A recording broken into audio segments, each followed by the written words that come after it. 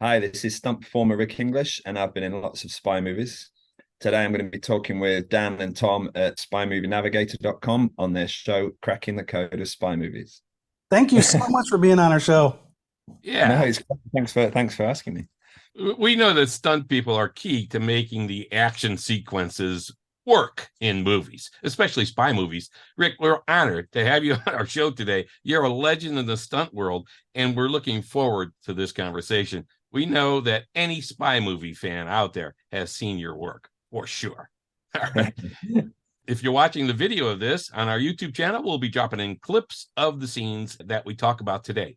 But to start us off, Rick, give us a little teaser of some of the movies you've performed in. We'll go through this in more detail in our discussion, but just give us a little high-level view. No, I've been fortunate enough. I've been doing this for 20 years now, and or a bit longer actually. And I've been in some of the most famous kind of spy franchises and stuff. You know, the Jason Bourne stuff, the James Bond franchise, and then other kind of movies that have got individual elements of that, because the genre is very much, it is very much open to having a lot of kind of stunt work and a lot of action in there, So I've been fortunate. I've worked on a lot of this. You've been in two Kingsman movies Oh also, yeah, right? yeah. And on That the was Bond side, you were in No Time to Die, Spectre, Casino Royale, Skyfall, yeah, right? And yeah, then Mission Impossible, right? Rogue yeah. Nation, Yeah, Fallout. and, done a couple of the Mission Impossible movies. Again, those are always fun. They're built around the action almost. They come up with all these fantastic sequences and these massive stunts in there, and then everything else kind of falls into place around that. So always great to be involved with that stuff. You're gonna be involved in some kind of groundbreaking action with that Yeah, genre. they're action movies with a spy movie wrapped around it instead of the Yeah, other Yeah, way around. that's how it's going exactly. now. Yeah. Yeah, Now you also did Black Widow and the yeah, 355 and Red Sparrow as well, right? yeah. My guess is if you're a spy movie fan, you have not seen a movie in the last 10 years that Rick, you haven't been in it. Maybe Probably only a true. small part in some of those. Yeah. Yeah, to varying kind of degrees. Some of those movies that you mentioned, I've been lucky enough to be on the whole way through and to be doubling one of the actors and be involved in some of the big action sequences. Other times we'll just get brought in to do certain sequences, a certain driving sequence, riding sequence, or a lot of guys are getting blown up and that kind of thing. But yeah, I'm happy to be involved with, any kind of spy movies. I like the whole thing of guns and fights and explosions and Yeah. wires and vehicles and crashing and all that stuff. You're going to get a lot of that stuff with that kind of movies. Yeah, always grateful for the call for those. Yeah, I mean that's the exciting part, especially the doubling on the actor's part. I mean, really, most of the enticing parts of the movie, like you said, in trailers and so on, you see all the action sequences and so on, and that's the part that draws people in, and that's the part that most viewers love, and they talk about. That's what they're talking about, the crazy stunts that occur, and especially in our spy movies, of course, there's a Yeah, zillion of them, we just said. And the yeah. reality is, of course, most of the time it's not the superstar actors doing them. I mean, we know Tom Cruise does some stuff, Oh but yeah. generally it's these stunt performers like you who make the movie memorable. So it's pretty Yeah, darn it's good. it's kind of getting blurred a little bit now because of the technology and the way they can kind of integrate the actors' likenesses into our kind of movements and stuff as well. And there's very clever kind of blending between actors and stunt doubles that enables them. It's not like in the old days where you used to have to hide the stunt performer's face the whole time. I remember when we did Kingsman, I was getting told to turn into camera because we want to see Colin's face. And so then when you watch the movie, it's Colin's face sometime. And a lot of the times we don't know. Myself, I don't know who did what when it comes to the final edit, and the Oh actor wow. likewise. We both end up doing a lot of stuff, and then the final product is like a blend of the two. And but yeah, it is true. A lot of people don't realize how much involvement the stunt department has in these sequences. I think Yeah.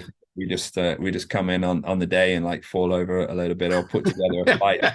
In reality, this stuff starts months before the movie even turns a camera. So yeah, it's good being involved in that whole process for me. Yeah, we're going to talk about that a little bit later too, about the whole process and so on. But really, our first question is, how the heck did you get into stunt performing, and when did you know? Oh yeah, this is what I want to do. That's a good question, actually. It's one of those things where when you're a kid, if you say to your teacher at school that you want to be a stunt performer, that's like saying you want to be a spaceman or like a pilot or whatever, It's not really a kind of valid career path that they would steer you towards. And so, but I found, I was at my parents' house a couple months ago, and I found an old book from when I was like 7 years old, 6, 7 years old, and I'd written in there, when I grow up, I want to be a stunt performer, and this is what I, given into my No kidding. school. I think I said stuntman. Obviously, we Yeah. called stuntman back in those days, and so yeah, but it was one of those things that then kind of got lost in the whole growing up and everything. I was always into sports and into motorcycles and stuff. My dad was into motorcycles, and I was watching shows. We had a lot of cool shows when I was growing up in like the sort of late 80s and stuff with the Fall Guy and the A-Team and all these kind of shows. And watching a movie called Hooper with Burt Reynolds. Yeah. Where he plays obviously a stunt guy in it, and I just thought that is the cool. I mean, when I was growing up, Burt Reynolds was like my hero anyway. Anything with Burt Reynolds in,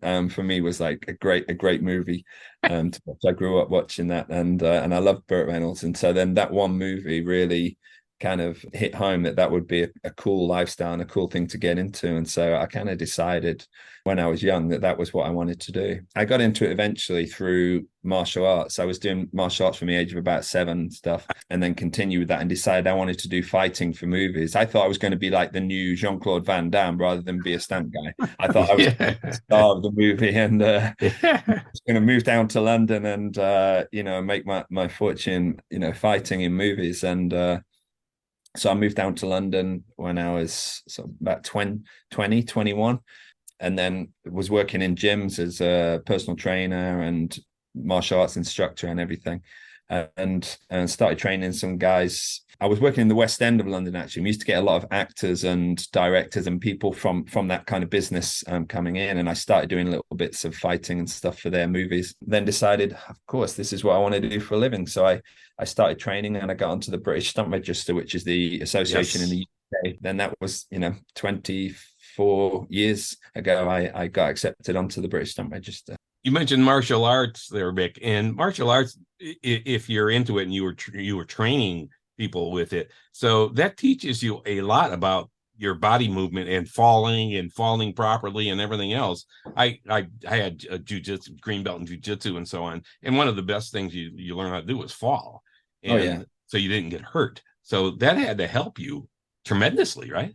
Yeah, I mean, I trained more in like the striking arts. So I started with traditional kind of white suit stuff, karate, like Shotokan and Wado Ryu and that kind of thing. And then I found kind of sport kickboxing and stuff, and Thai boxing when I was kind of 15 or 16 kind of age. And then that really consumed my life from then onwards. I just loved it. I was training 7 days a week, twice a day sometimes.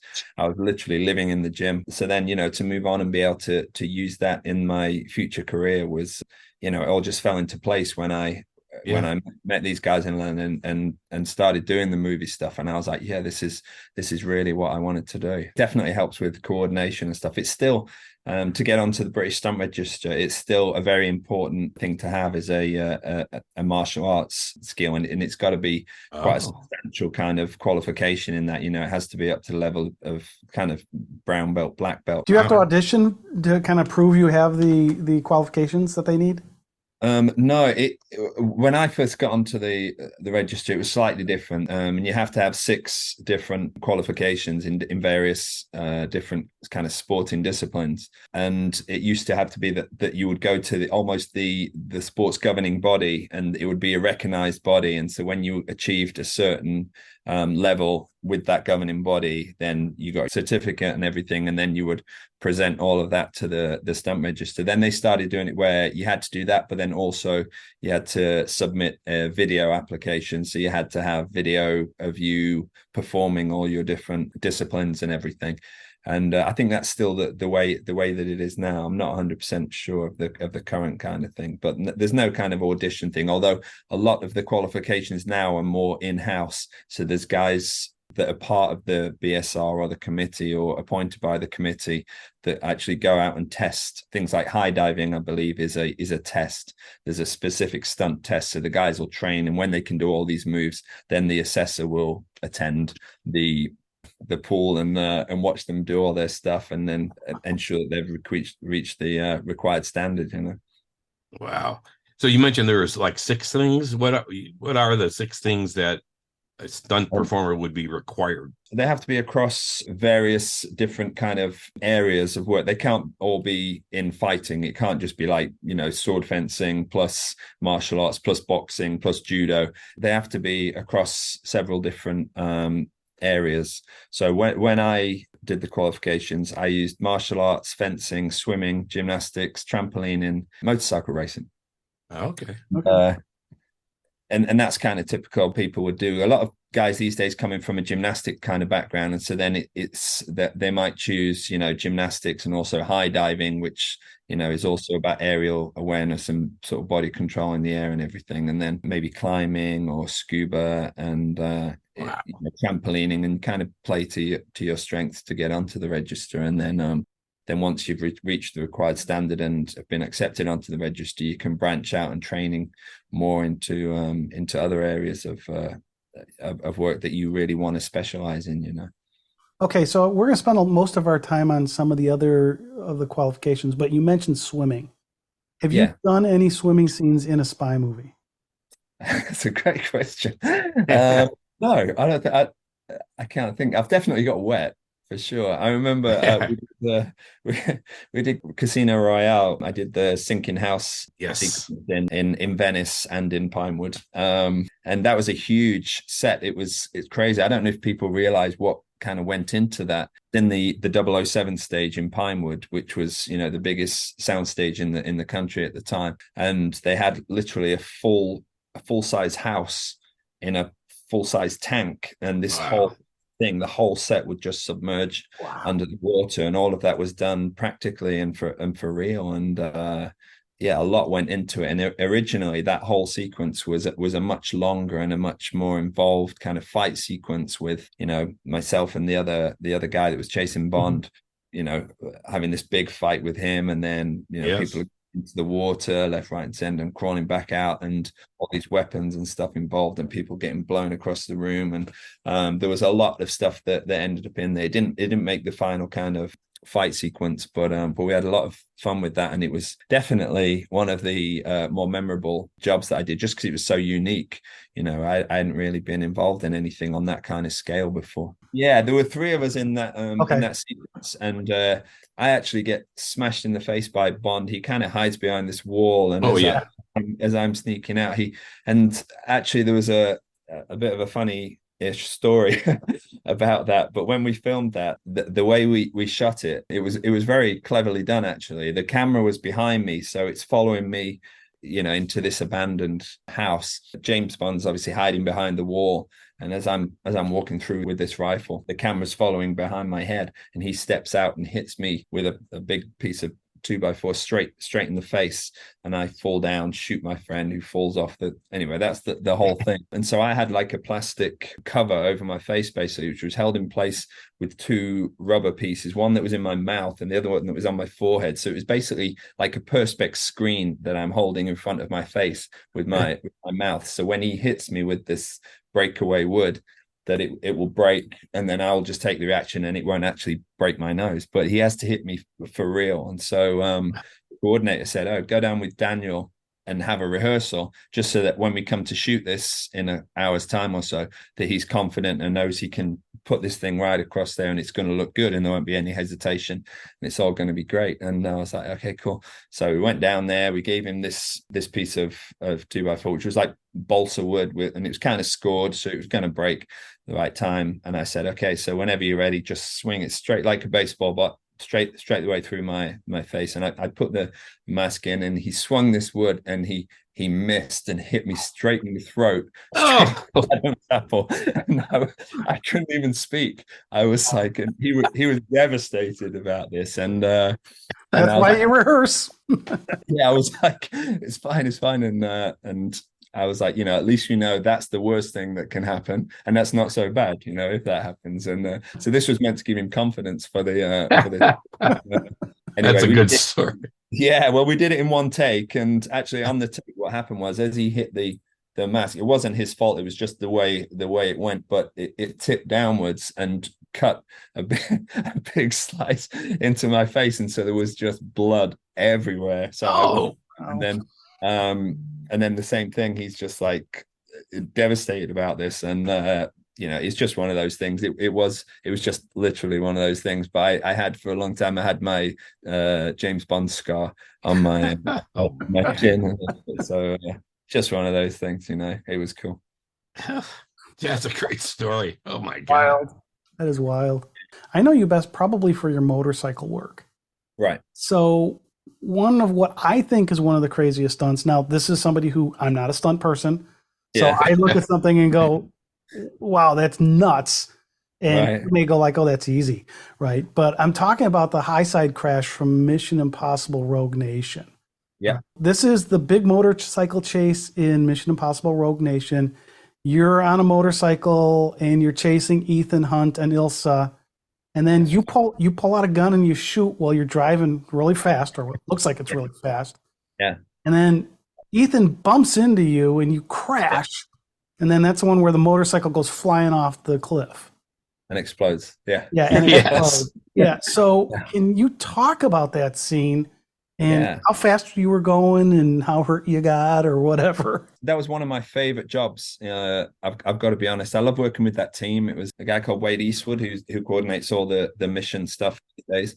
He's very much into pushing the action and making something a little bit different. Myself was chatting with Wade and also with Greg Smurs, who was second unit director, and we said about the last bad guy getting taken out and what we could do slightly differently to the regular, because normally when a motorcycle crashes in a movie or on TV or whatever, it's generally a low side crash, which means that you'll just lock up the rear wheel, the bike will go down, and the bike and the rider will kind of slide away, which is cool. And it can look cool because for me, motorcycle crashes always have a bit more than car crashes in them, because you tend to get the shape of the body doing its thing. Often the motorcycle will do something else equally spectacular next to you, kind of thing.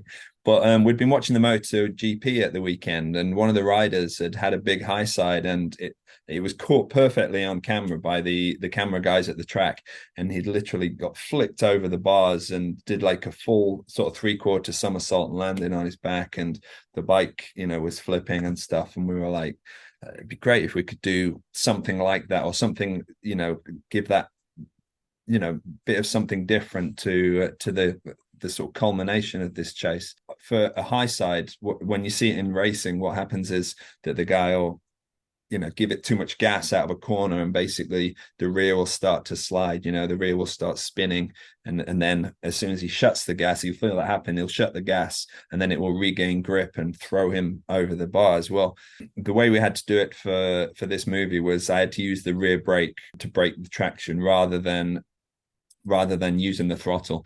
The reason being that I was obviously riding alongside Tom, and I was going to be turning into the same direction as Tom to initiate the crash, and I didn't really think it was a good idea to turn towards Tom and hit the gas full. You didn't want to take him out, huh?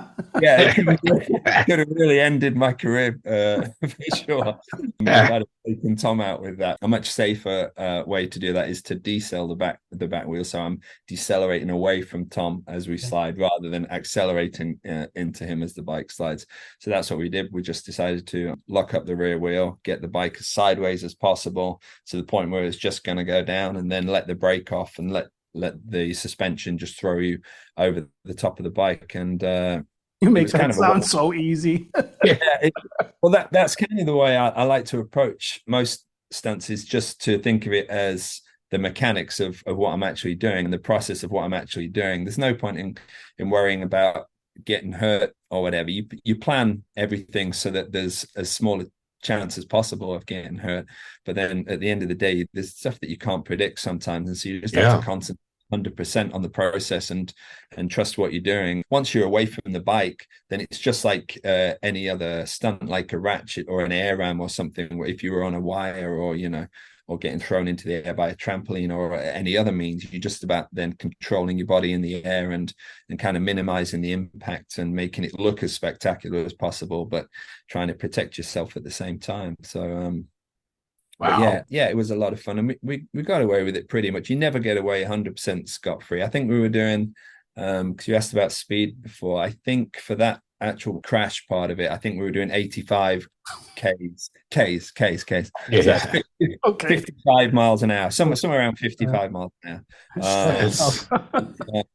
Yeah, it's quick enough. And for movies, you can't really do stuff at super high speeds all the time, because you have to be able to film this stuff. So many times, even with fight sequences or anything, we get told to slow stuff down sometimes because it doesn't read so well. If it just goes by in a blur of action. With myself and Greg Smurs, we rode the corner and the course that it goes to, and we both agreed that would be it would give us a good amount of energy, and we'd also be able to control it and film this and predict exactly, kind of not exactly, but predict where we thought the bike was going to end up and I was going to end up, so they could place cameras and that kind of thing.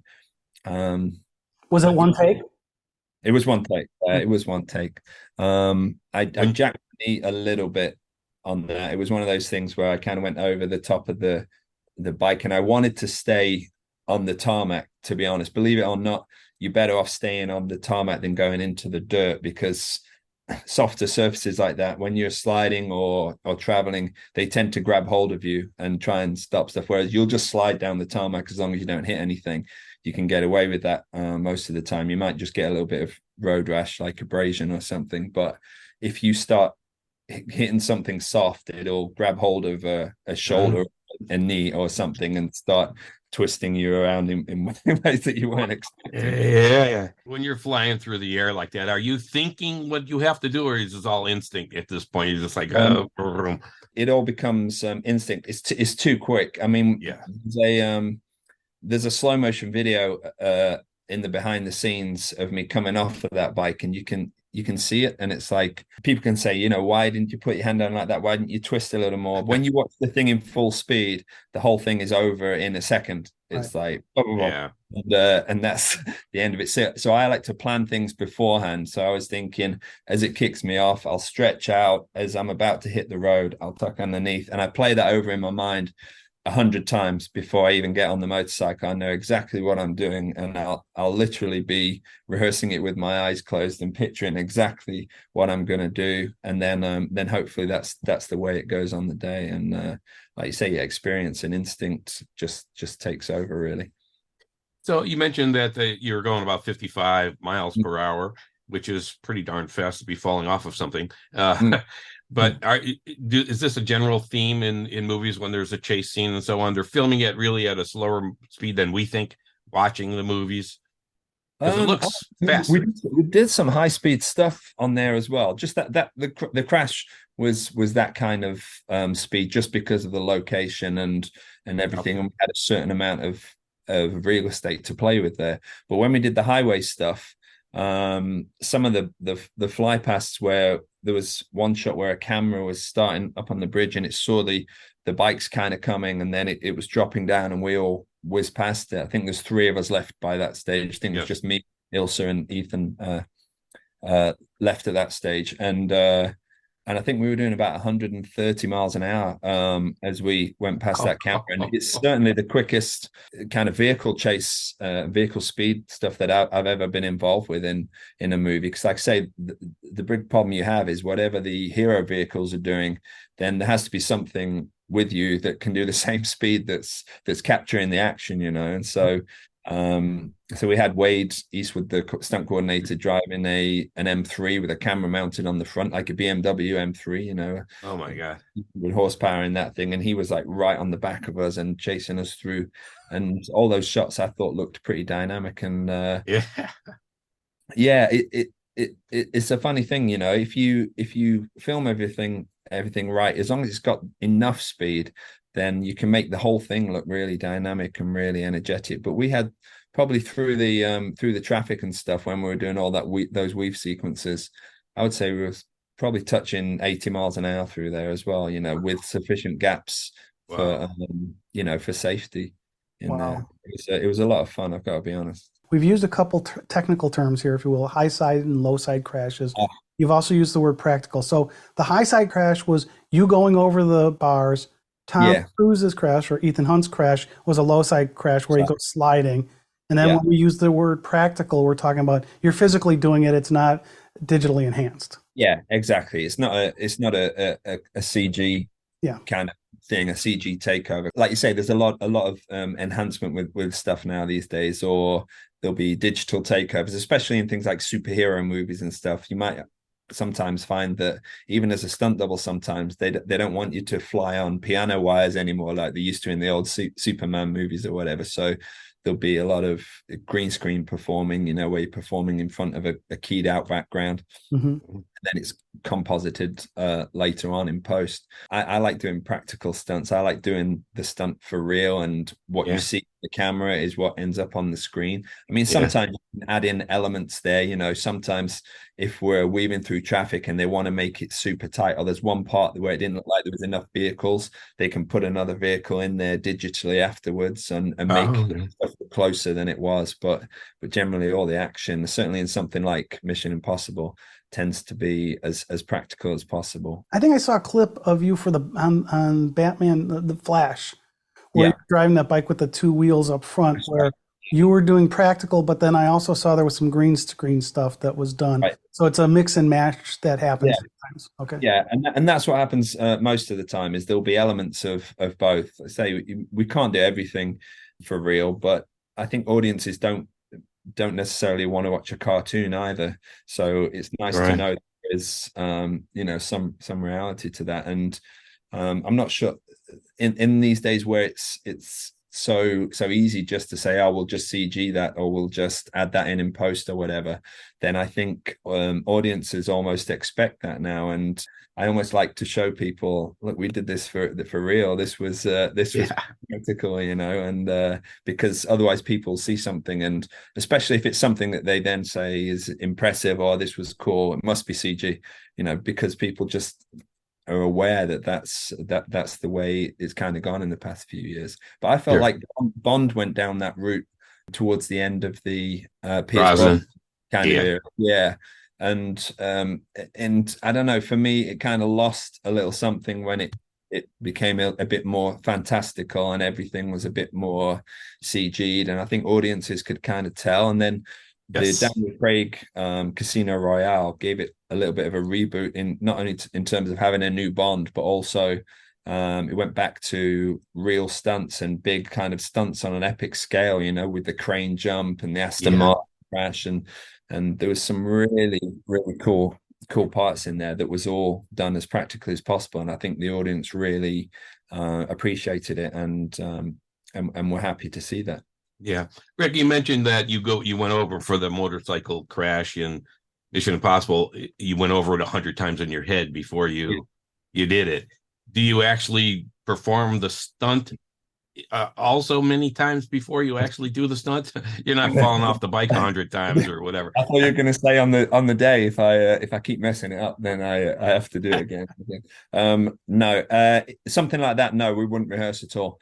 Generally, it depends what it is. There's too much of a risk factor, and also it's too inconsistent. That we did some of the other crashes on there. We did rehearse. I remember the one where Tom drives the car into the back of the motorcycle, and I think it's the first guy that gets taken out. Tom drives the car into the back of his motorcycle, and he goes up and over the car. And we rehearsed that a bunch of times. I rehearsed that probably 7 or 8 times. Okay. That was done with the assistance of a wire. Again, it was done for real.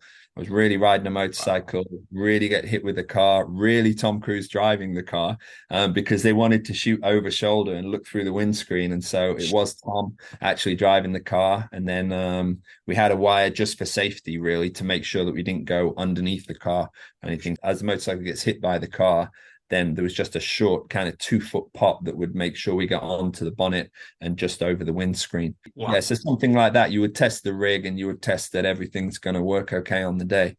But anything like crashes and stuff, you just have to predict what's going to happen and where the vehicles are going to end up and the bodies are going to end up just from past experience, because that there's not a lot to be gained from risking somebody before the actual day. So the results of the crash are like real, kind of feel you kind of feel your way through, unlike there's that motorcycle jump that in No Time to Die where they do the jump up that big ramp you saw on all the trailers and everything.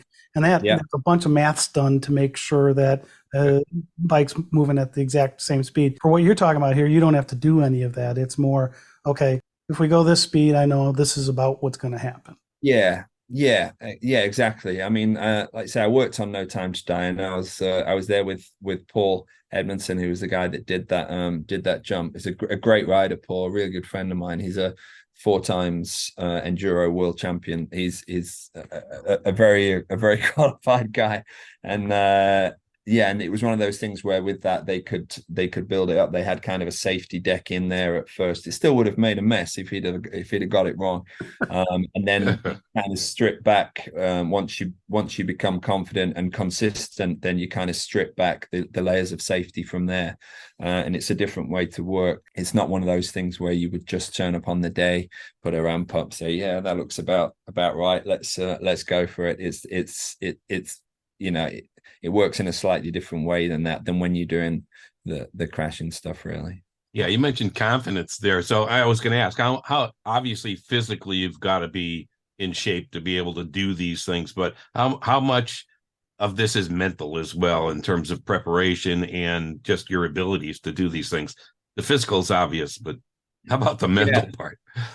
Yeah, it all comes from, for me, the mental confidence comes from the physical stuff, and from me knowing that I've rehearsed as much as I could have. There's nothing more I could have done physically to prepare for what I'm going to do. So I've given myself the best chance possible. I'd always hate to turn up on a job and think that if I did this a bit more in the past, trained a bit harder, gone out a few more times on the bike, rehearsed a few more times, I would hate to have those kind of regrets that I didn't do as good a job as possible. So I just try and make sure that I'm as prepared physically as I can be, and then from there I can kind of mentally be confident that everything's going to go the way I've expected, because the preparation's all been there. Yeah, that makes a lot of sense. Yeah, that's great clarification there. Because you always look for that balance, and it's driving it out of the physicality. That's good. Hey, Rick, you've done a lot of different movie genres, and of course, here at Cracking the Code of Spy Movies, we're focusing on spy movies and so on.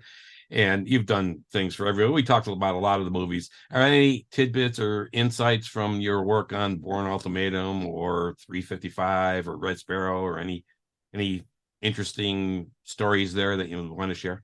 Yeah, the Bourne was cool. I did a couple of Bourne movies. The first one was kind of funny. I think it was Bourne Ultimatum was the first one that we did, and we were in, I think it was Waterloo Station. It's one of the London train stations, and there's a whole sequence in there where Bourne's getting tailed as usual, and I think he goes to meet some dude. I don't know if it's a journalist guy or whatever. I don't remember. Simon Ross, I think it was. You've probably seen this movie much more recently than I have. Yesterday. Because we're going to talk about it. Oh, well, it's got to be 10 years, I think, since I've seen that movie. But what happens is all these agents come into the station at different points, and they're all kind of talking to each other and these comms and everything. And it's all stunt guys. And so when we watch the movies, we're like, there's so and so and so and so and so. There's like 10 different stunt guys that are all playing the parts of these agents. And so when you watch that, you're like, oh man, something's going to kick off in a minute. There's definitely going to be some big action sequence, because all these guys are definitely dying. They never survive in any movie. And then what happened was, I think the script changed or something changed, and they all just go away, and it's kind of a bit of an anticlimax. So myself and I think I'm with a guy called Buster Reeves, who he was actually the Batman double for the Nolan movies. Oh, okay. originally, and me and him are we're good friends, and we were in the station together, and we're like doing our spy faces, watching Bourne and keeping surveillance on him, and then we get this message in our earpieces to back off, and we kind of turn around and leave again, and that was and we did other parts on the movie, but it wasn't high stunt action there, huh? No, it was supposed to be, and I think we did actually shoot some stuff, but again, doesn't always make the cut, doesn't always fit with the story, and it can be kind of disappointing. But I had a lot more to do on the other one, on the Jason. It was just called Jason Bourne. Jason Bourne, yeah. Yeah. I doubled the asset on that movie, and so I was on there pretty much the whole way through, and it was a lot of fun to see the whole process, because it was Paul Greengrass again that did the directing on that movie, who'd done the previous kind of successful Bourne movies, and yeah, it was a lot of fun. And we went to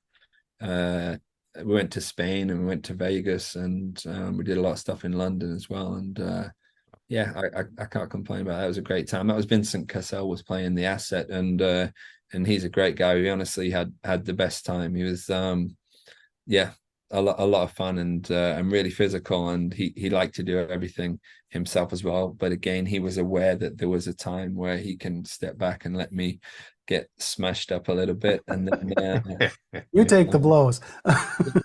Yeah. I want to switch a little bit. I mentioned this briefly before. You're a 4-time Taurus World Stunt Award winner, which is probably the closest thing to an Academy Award, Oscar, or BAFTA in the stunt world.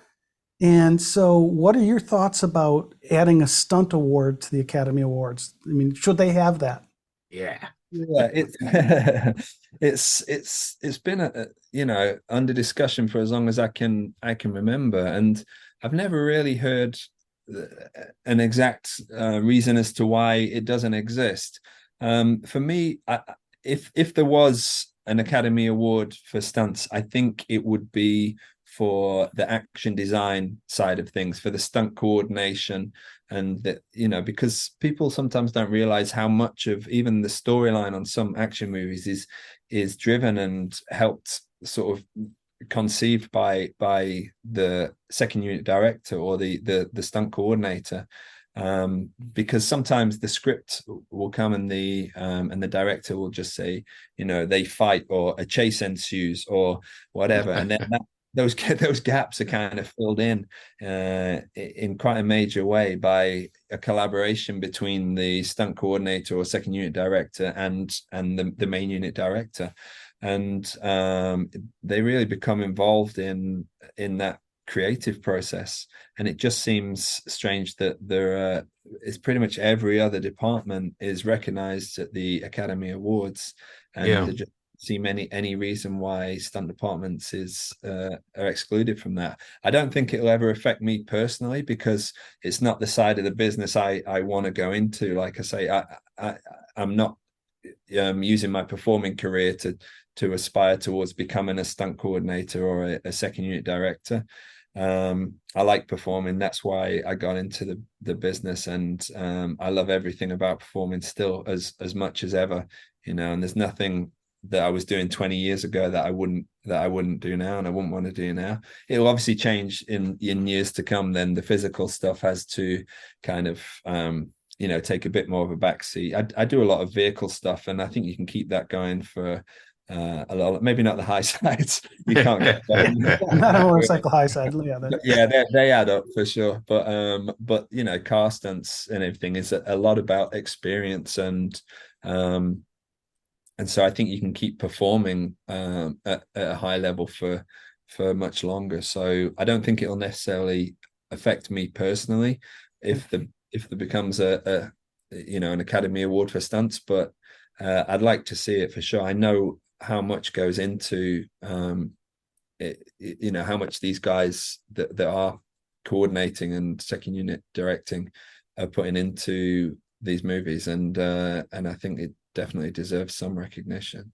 Yeah, and I know the Screen Actors Guild has awards for stunt ensemble, and you've been a winner 6 out of 10 nominations there. Yeah, but now, I didn't.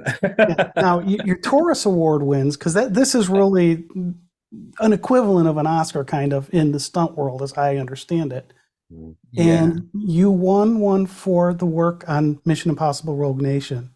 Yeah. But the one that I loved the title of the most was for the Kingsman, the Secret Service. You won something called Hardest Hit. No, that was Mission. That was Mission. Oh, that was Oh, it's Mission. Mission. Okay, Yeah. yeah. Yeah, no, that was the other way around. So yeah, so for the Kingsman, we won for the best fight sequence, and that was Okay. for the church. Church. Okay. Fantastic. We were actually nominated, which was cool. We were nominated twice in the same category in the same year. So we were nominated for best fight for the church sequence and also for the bar fight sequence in the great. Kingsman movie. Yeah, and I enjoyed both of those. And I thought they were both great, but unfortunately, only one of those could win. They were up against each other. A couple of other movies. But yeah, there is a category called hardest hit in the stunt awards, and and that was for the high side on Mission. Okay. That we actually won that, and I was really surprised to actually win that, because I wasn't aware that from the movie people could tell what actually went into that. I'm not sure that it I don't know that it reads as much in the movie as how kind of on the edge it was compared to in real life, if that makes sense. I'm not sure if it translates the kind of danger and everything. It did not look safe. Yeah, no, we won hardest hit for Mission, and it's one that I'm really proud of. First stunt guy to win hardest hit. It's wow.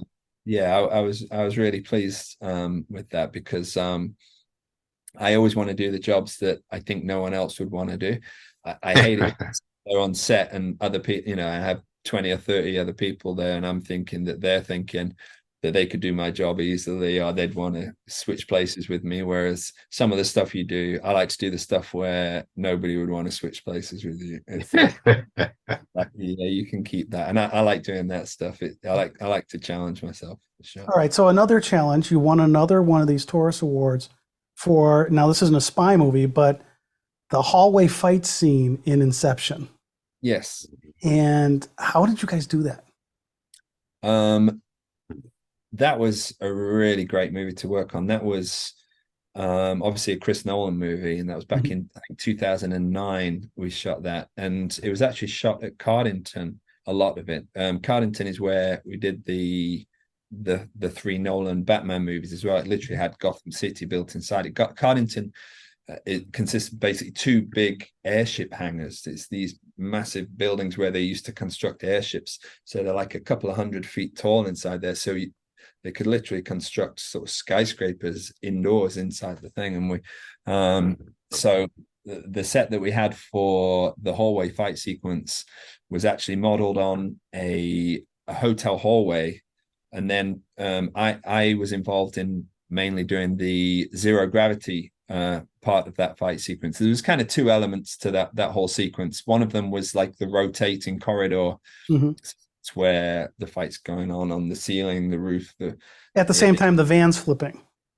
Right. Yeah. So that's when the van's rolling and stuff. Then the whole world is kind of rolling with it, and this fight's taking place. And then the other one, which I was involved in, was myself fighting Joseph Gordon-Levitt and it's when the van's gone off the edge of the bridge. And so it's in kind of a free fall kind of thing. And so that's when it comes into this zero gravity world.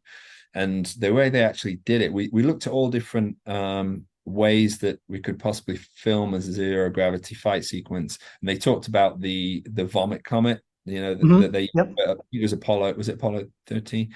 They used this vomit comet that basically flies like a parabolic flight path that then gives you a minute and a half or something of this zero gravity tech. But then in the end, they found a way to do it with wires, and I think it just gave them a lot more shooting options, and they could use bigger sets and everything. and but it was actually pretty clever the way they did it. Because normally what gives away the fact that people are on wires when they're trying to do floating is just any kind of unnatural movement. You know, if you're floating, then you should be going one direction until you get acted on by another force. And sometimes if you touch the wire or anything and you swing or anything like that, the game's all up. And so the way to kind of trick the mind into not perceiving these small errors was that they decided that instead of hanging the performers this way on the wires, then we would turn the whole set up on its end. So so any swing was not in the plane your mind would be expecting it. It's kind of hard to try, but basically you're kind of hanging there. Yeah. So anytime when I'm floating towards the camera, I'm actually upside down, probably about 80 feet up in the air, looking down at the camera that's always on the ground. And then when we shot the reverse and you're looking at Joseph that way, and then it's me at the bottom and it's him at the top. And then we shot the whole fight sequence with the two of us kind of floating towards each other and around each other, always in that kind of up and down plane, so we could keep the wires going that way, and any swing would just be slight left and right movements rather than what you would normally expect when someone's on wires. That's a really complicated way of saying that we just turned the set on its end and just changed the dynamics of how the wires were working. But it was very cleverly done, I thought. Yeah, that's a very cool scene. Yeah. Are there any stunts you've turned down, and why? Yeah. No, I don't think so. I mean, to be honest, it's one of those things where you always try and find the best person for the job. So I would only turn something down if I thought I wasn't capable, and if there was somebody that was way more suited to a stunt. Sometimes when you're on a production, then they might say, we have this coming up. Do you want to do this? And I might say, well, the other double is a better gymnast than I am, or whatever. So it's probably more for him. It's more a question of just trying to work out how we can get the job done as safely and effectively, and who will give the best performance and you get the most out of, really. It's not really a competition type of thing. So you and Bobby Holland Hanton, right? You've been in stuff together. And how do you, there's got to be competition there, right? I guess so. I mean, Bobby's a great guy. We're really good friends, actually, myself and Mo. And it's the same with most of the stunt guys. There's definitely always a friendly kind of rivalry, but I always want every performer to do well. We want the whole industry to be as good as it possibly can be. I would never want my success or anything I did well to have come about because of somebody else's failure or somebody else not doing a good job. I want the whole team to be kind of respected and everything in every job. And Bobby's a great guy, and he's super talented. He's more of a physical performer. His background is in gymnastics and stuff, and he carved himself a really good niche in that kind of world, and got involved with doubling Chris Hemsworth and various others, and he's really put a lot of time and effort into his fighting skills and stuff. That's not his background, but he worked on it so hard that now I think he looks great as a fighter and a martial artist, and he's really expanded his skills and what he gets known for, and it's good. And no, I don't feel like we're in so it's a friendly competition. It's I think so. Guys are all buddies. Yeah. That's nice. That's great.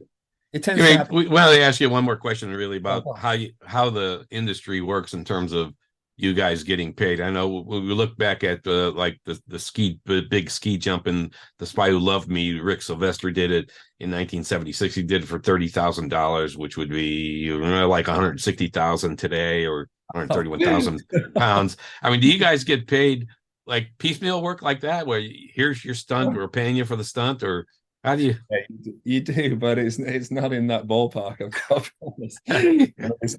It's not even in the same universe as that, to be Good. honest.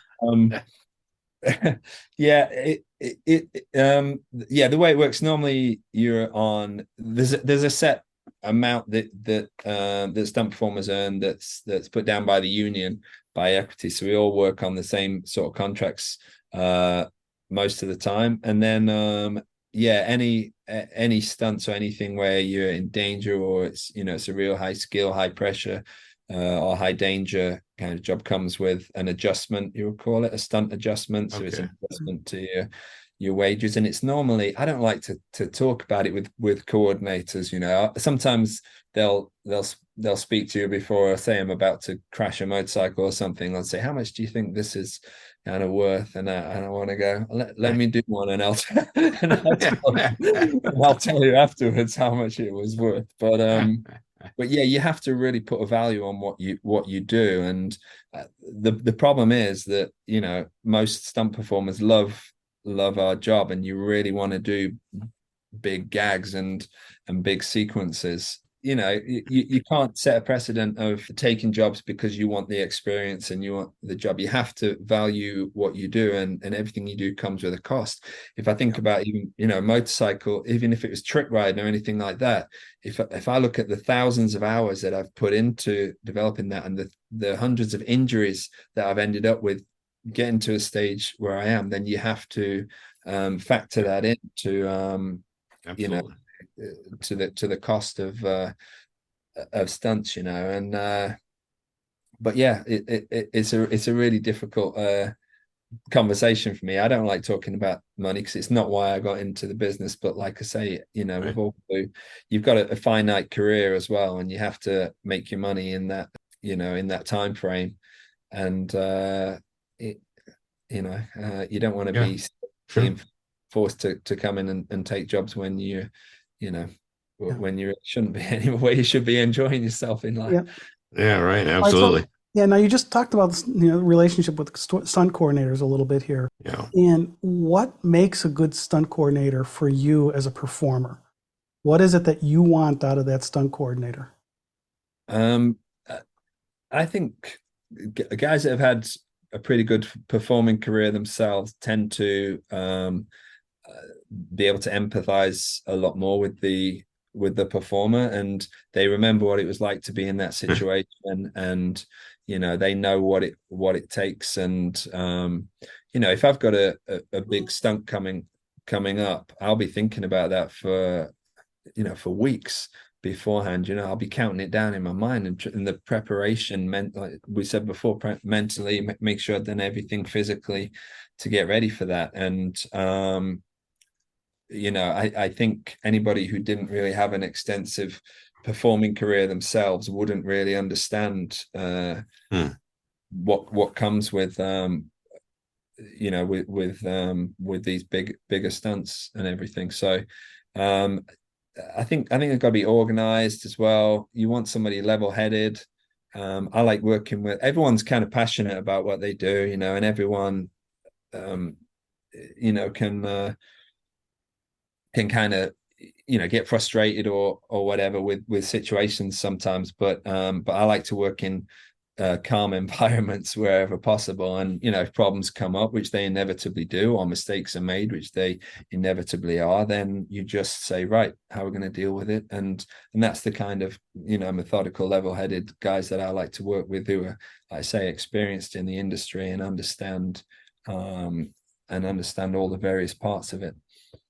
You can't expect a coordinator to be an expert in every single field. Right. That everyone's come from different backgrounds, and but they need to then employ the right team around them. They do have experts with them, and they have to listen to the guys that have the experience that they which is the whole reason why they've employed them. You employ a guy for what he brings to the team, and so you then have to be open enough to take that on board. Yep, absolutely. All right. So, Rick, obviously, with stunt performers, you've got to sign NDAs with the organizations, I assume, right? And so, how hard is it to keep quiet I thought when you were going you've to ask done what am I something? working on at the moment. That was my follow-up question, but I'll let you answer Dan first. Yeah, How because hard to keep quiet? It's impossible in the industry. Everybody knows what everybody's working on and who's doing what and everything. Everybody knows that. But outside the industry, like we said before, I think it's really important anyway because I don't want to spoil any of these movies for anybody. I'd hate people to spoil it for me, and so I try not to do that. It's also obviously not professional to do that, right. But yeah, it's difficult, especially in the days of social media. Everybody wants to know what you're doing every day. And, I can't even put up which studio I'm going to. I can't put a picture of Pinewood Studios and because a studio needs a stunt person, they can't know you're going to it. That seems interesting. It's just people can kind of second guess. Oh, this is getting what they're working on. Yeah, we know this is working him. We know they have this actor in there, and people can just start piecing stuff together. So it's better just to say nothing a lot of the time. But it is difficult because people are genuinely interested in what you're up to and where they're going to see you next, and and what kind of things you got coming up. So the next question I was going to ask is, what are you working on? What you got coming up? Okay. Never mind. Well, there's a bunch of stuff just starting again because of the strikes. There's a bunch of stuff that got shut down because of the strikes. We've been quite fortunate in the UK that it's been busy, but for quite a few years now, we've had a lot of movies going on over here pretty consistently, and so I like to. I don't know. I like working when people really need me. If there's a show where they need me for the whole run of the movie and they're gonna, there's gonna be enough stuff on there to keep me amused, then that's amazing. But I don't like working on shows where they I don't know. I would hate people just to be employing me just to have me there if they don't really need me. I think we all like to be making the most of our time, and especially because, like I say, your performing career is so finite. That amount of time that you got to perform, that I want to fill it with as much stuff as possible. So I tend to do sequences on different shows. If they need me for this specific sequence, I'll go and do that. And then so I've done a couple of different bits this year, and that's the way I kind of tend to work, unless something comes along that want me the whole way through. But how about commercials? That's probably less NDA because you've done some commercials too. I know. Yeah, I've done a few. Commercials are one of those things. It's kind of difficult. I always thought when I first got into the industry that I'd like to do a mixture of everything. I'd like to do some film, some TV, some commercials. It just gets harder and harder to mix those. You tend to see that different coordinators will end up specializing in TV more than film, and then because you get known more for doing movies, then they maybe won't call you. It's because they'll need guys just on an odd day. They'll need like one day this week, and then in 3 weeks time they need another 2 days from you. Whereas if you tend to be involved in sequences that are going to be 6 weeks, you're on a 6-week contract, then they know you're not available for the odd day here, and so tend to not be able to mix that well, the film and TV stuff. But commercials are always fun. I mean, they pay good money for a start because they have to pay for the for the usage fees and stuff, and they tend to be quite creative. You never kind of know what you're going to do, and they're always appreciative of everything you do. Whereas the film guys have seen everything 1,000 times. It's taken for granted a little bit more. That's a massive generalization, but I enjoy everything. I've got to be honest. I enjoy it. I have as much fun if I get called for a day on a TV show and turn up, and you tend to be on TV shows or commercials. You tend to be brought in to do something specific, so you're going to turn up and you have a job to do. Whereas sometimes on film, you might not, you might not have that much to do in the first couple of days, or you'll have a wire gag to do, but it might be today or it might be next week. We'll see when we get down to it, and it's a little bit of a different working environment. That's all, and I enjoy both, and hopefully I can continue continue doing both as long as possible. That sounds great. We hope as well. Yeah, it's fantastic. Hey, this has been a tremendous conversation, Rick. It's enlightening for us. It's enlightening for our listeners as well. We really appreciate it. That's fantastic. This has been great. All right, that's a wrap. We want to thank Rick English for joining us today. You are really a legend in the game.